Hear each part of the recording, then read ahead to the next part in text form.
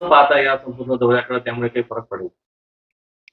जेव्हा आम्ही 40 जण गुवाहाटीला सुरत मार्गे गेलो होतो, तेव्हा प्रचंड टीका, खालच्या दर्जाची टीका खरं तर आमच्या सर्वांवर झाली. त्यानंतर मात्र आम्ही या टीकेकडे कधी लक्ष दिलं नाही. आम्ही काम करत राहिलो. वंदनीय शिवसेना प्रमुखांचे विचार आणि त्यांनी जी सामाजिक बांधिलकी, समाज सेवेचं व्रत कसं घेऊन काम करायचं हाच विचार आम्हाला दिला होता. त्यानुसार आम्ही काम करत राहिलो.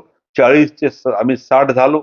60चे आता परत वाढत आहोत आणि येणाऱ्या काळामध्ये हे विचार घेऊनच आम्ही काम करत आहे.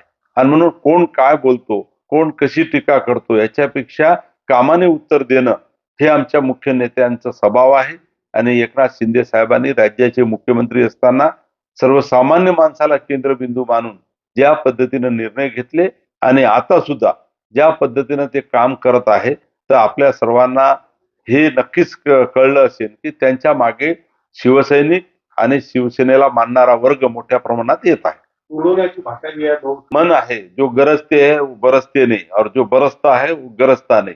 तर आता कृती कोणासाठी आहे, कोण काय करून राहिला, नुसता बोलून हे कर बोलण्यापेक्षा खरं तर काम केलं पाहिजे.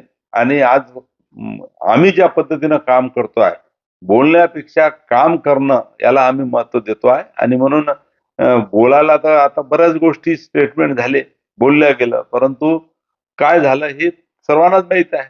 आणि म्हणून त्याच्याकडे लक्ष न देता जी बांधिलकी लोकांशी आहे, नागरिकांशी आहे, विकासाच्या संदर्भात आहे, त्या संदर्भात आम्ही सर्वजण काम करत आहे.